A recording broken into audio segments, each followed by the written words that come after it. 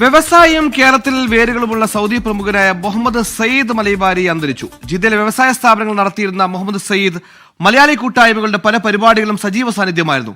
മലയാളത്തെയും മലയാളികളെയും ഏറെ സ്നേഹിച്ചിരുന്ന സൗദി പൗരനായിരുന്ന മുഹമ്മദ് സയ്യിദ് മലൈബാരി ഇന്ന് രാവിലെയായിരുന്നു അബു റയ്യാൻ എന്നറിയപ്പെടുന്ന മുഹമ്മദ് സയ്യിദ് മലൈബാരിയുടെ വിയോഗം. 70 വയസ്സായിരുന്നു.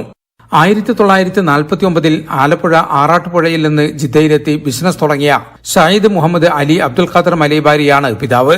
ജിദ്ദയിൽ ഗുഡ്വിൽ ഗ്ലോബൽ ഇനീഷ്യേറ്റീവ് സംഘടിപ്പിക്കുന്ന ഇന്ത്യൻ വേരുകളുള്ള സൗദി പൗരന്മാരുടെ പല സംഗമങ്ങളിലും സജീവ സാന്നിധ്യമായിരുന്നു Muhammad Sayyid Malaibari.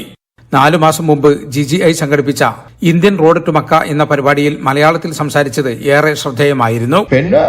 India is great country. I am very happy because I am Indian. Especially I am Malayali. Yes. Actually, ഇന്ത്യക്കാരുടെ കൂട്ടത്തിൽ മലയാളികൾ ഏറ്റവും വിശ്വാസം അതുപോലെ തന്നെ ഹോണിസ്റ്റ് പീപ്പിളാണ്. കള്ളത്തനം കൂടുതൽ ചെയ്യത്തില്ല. ഇപ്പോൾ പുതിയ ആളോട് എനിക്ക് അറിയത്തില്ല. എൻ്റെ സ്റ്റാഫ് അധികം മലയാളികളാണ്. About 90% is from Kerala.